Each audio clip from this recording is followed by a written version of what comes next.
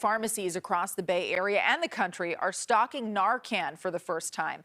The hope is that making the overdose reversing nasal spray available to everyone over the counter will save lives. One San Mateo County mom who lost her teenage son to fentanyl tells our Jocelyn Moran this is a big step in the right direction, but there are more steps to take. This is one of Colin's last school pictures when he was 16. Liz Walker lost her son to an accidental fentanyl overdose in August of 2021.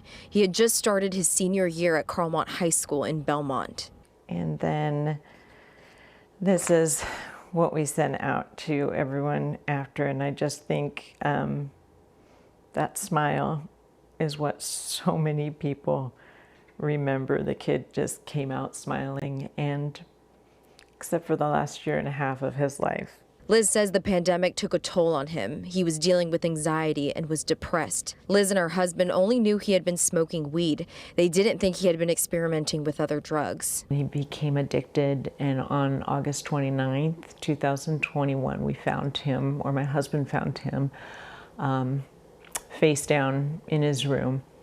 And he had taken a really small amount of cocaine that was largely fentanyl, and he was gone. Now Liz is working to spread awareness as much as she can so that no other family has to go through the pain they felt.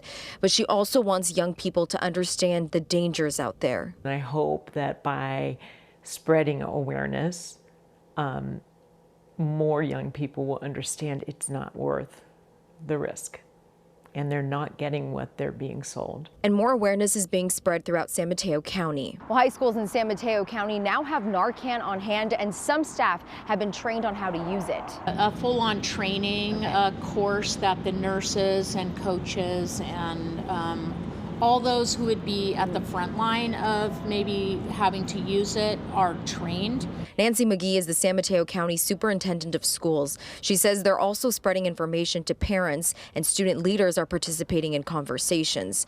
This is all part of it, but Liz Walker says mental health needs to be talked about too. The mental health crisis has not gone away, and kids that are feeling that kind of pain and desperation are more likely to turn to illicit substances, which are very easy to get on Snapchat or Instagram or whatever social media. She's sharing Colin's story to help others, but she also wants people to remember him for his kind heart. He was funny, and most of all that he was so loved.